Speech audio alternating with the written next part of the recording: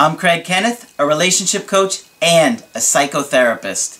Every relationship is different, and every breakup is different. Work with me, and you'll get professional help on your situation. Just click on the link in the description below, or go to my website, askcraig.net.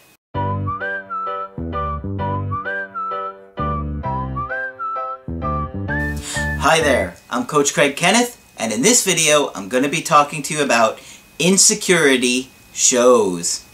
Well, when we have issues with insecurity and we have attachment trauma, or we've had a past or a history in our family life where we grew up not getting a lot of love or attention, or we were neglected, or whatever happened in our childhood, when we were insecure with our parents and our caregivers, it often shows up in our romantic relationships. Now, it can show up in our friendships and relationships with other people as well, but it tends to show up a lot more obviously in a romantic relationship.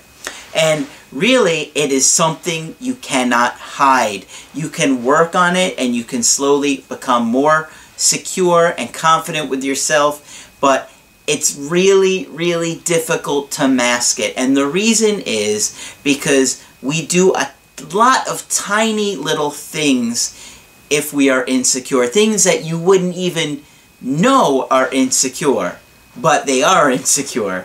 And the more we were insecure in our attachment to our caregivers, the more likely we're going to say and do these little things that will turn your partner off. Now, it can be even a little tiny micro transaction where you give somebody a look. If maybe let's say you're walking in the mall and you're with your girlfriend and she looks at another guy, might give her a really dirty look or get really upset about it, and she can pick up on the energy, right? You might do something that picks up on the energy, and she feels your tension, and all of a sudden the dynamic between you changes. You didn't even pick up on it, but she did. It could be like a comment where you're testing them all the time. Oh, well, who did you go out to lunch with today? Maybe there's somebody at work that you know has a crush on her. Who'd you go out with?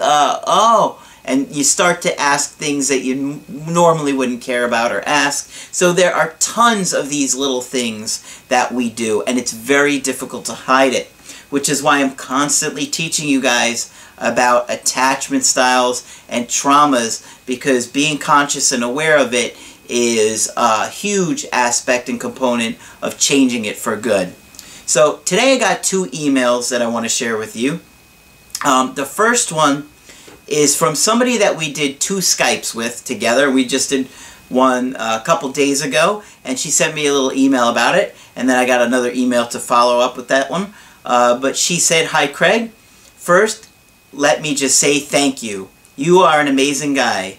Thank you for all you do to help those of us suffering. Your Skype session today made me feel way better about myself. Thanks for the laughs too. I know for me and my situation, I may get my ex back, but that now knowing her avoidant attachment style, it may never last. I am taking your advice and working on myself because you are right. I deserve better, and I want to be ready for the next love of to enter my life. You showing me my own attachment styles helped me in itself. I'm glad you told me what videos I needed to watch, since I've been watching the wrong ones. I know I'll hear from my ex again, and I'm sure it will be to friend zone me again. But I'll be more secure in myself to handle it, knowing now that she will never be able to hold a relationship for long for anyone, not just for me, helps. It's time to build me back up and start dating and get my confidence back. I couldn't do it without you. Thank you so much. P.S. Even though I'm a lesbian, I can still say you are a very handsome and cute guy. Keep up the jokes. You're funny as heck." Well, thank you so much for those kind words. And I know exactly who sent this. We did a nice Skype. It was like yesterday, now that I think about it. And she's in a tough situation where her ex is playing games with her a little bit. She keeps coming back around, and she's having a hard time seeing what is going on there, and her ex was doing a lot of behaviors that were just like, it was tough to nail down what she's doing. But, you know, we talked a lot about the way she was getting treated and the girl that she dated's attachment style and how it's really coming up in their relationship. And I really think that her best option is to pursue other people and to let that ex go, because even if she does get another chance with her, I don't think that particular situation will last very long, and she'll wind up getting her heart broken again. So, I got a second email from somebody that I did a email coaching way back in December, so that was almost 9 months ago. And so, his situation, we did an email coaching together, and I actually wound up saving it. I believe it was right before they had broken up, and I having a hard time remember the whole situation, but the second email here was recently, okay? Now this guy is in his early 20s, and so is his girlfriend slash ex. So here's what he said. I did what you suggested in your previous email you sent me and have been hooking up with this girl for the past 7 months. He was telling me a little bit about the situation, and he said that her parents always argue. Now, he said she broke up with me. Okay, so she did wind up breaking up with him, but then I got them back together. She broke up with me for not properly courting her over a period, and she thought that I didn't care about her anymore. Now, he said I didn't chase or beg, I just said let me know if you change your mind. I didn't show my love for her, and we would argue here and there. That was the problem that he said. He said, hey Craig, my ex-girlfriend dumped me 7 months ago, but I did what you told me to do in our last email coaching, and she ended up contacting me before Christmas, as you said. Nice. Ever since then, we have been hooking up and eventually got back together 2 months ago. Beautiful. I'm wondering, though, if you stuck to doing the work on yourself, because I'm willing to bet you didn't. I know what happens a lot of times. You get somebody back, and then you forget about trying to learn the skills that I teach you, and you wind up getting dumped. But it just wasn't the same, as she didn't want to tell me that her parents were back together, and this made it difficult for me. Oh, he didn't want to tell her parents that we were back together, and that made it difficult. Why? Why do you care whether our parents know or not? Why is that important to you? That is exactly what I was talking about at the onset of the video, where insecurity shows itself.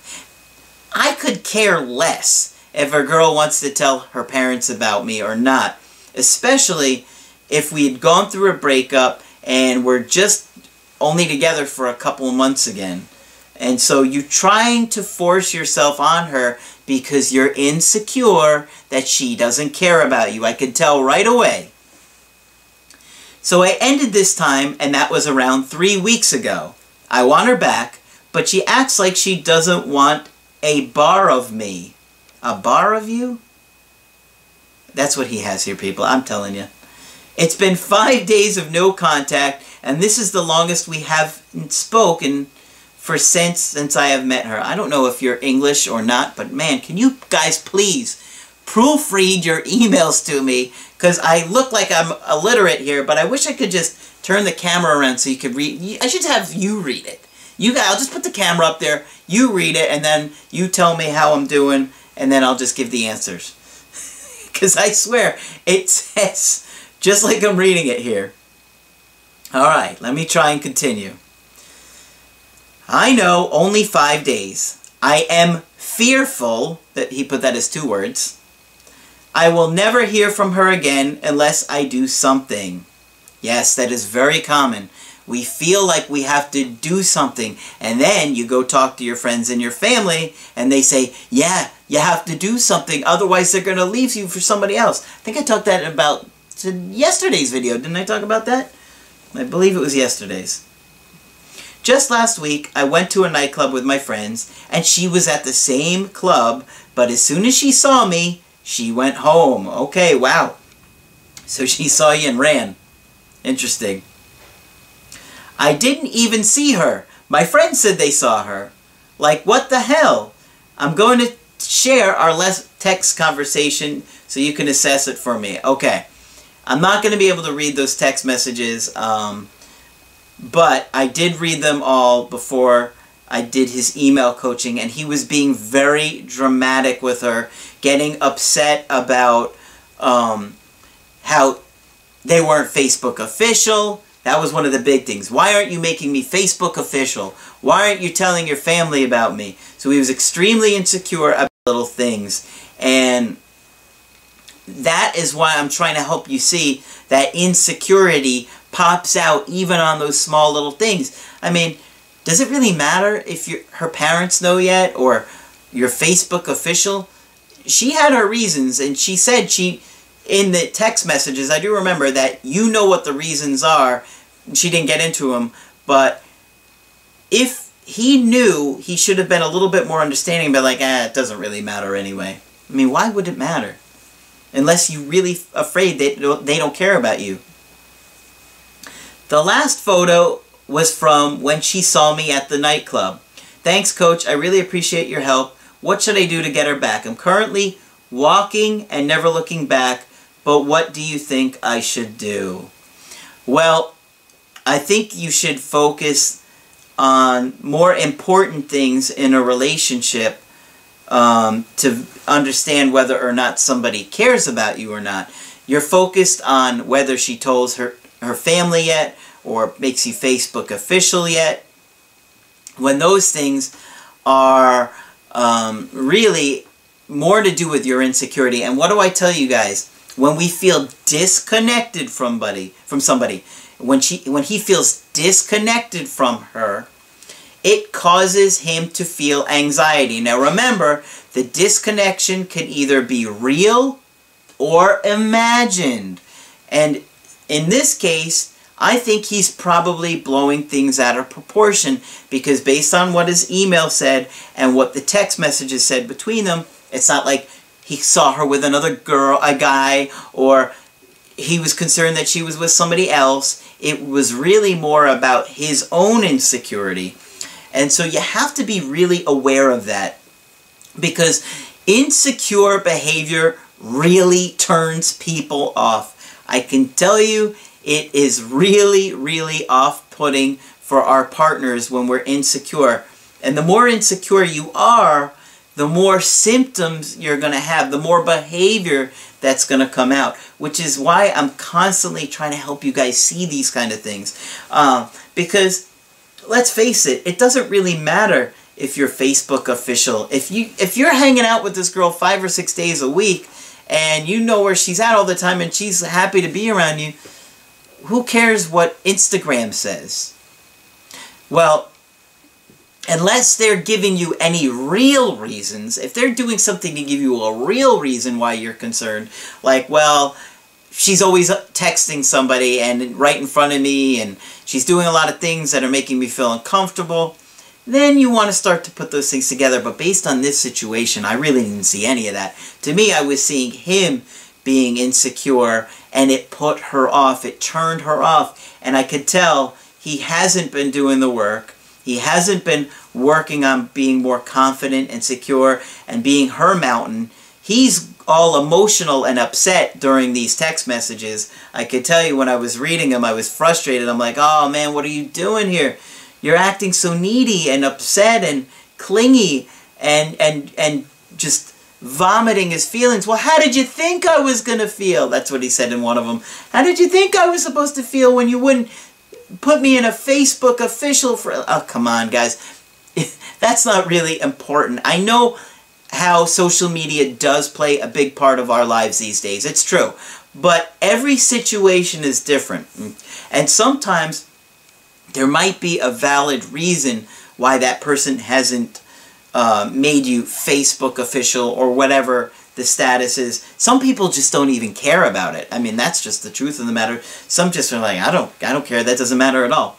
And the point is, you got to be aware of how secure you are in your relationships and what you might be doing, even these microtransactions, because I'm willing to bet there were a lot more of these that I don't see in this email coaching that he was doing along the way that really made her feel that she couldn't go to him for safety, she couldn't go to him to get security and that comfort that a woman especially likes to feel from a man.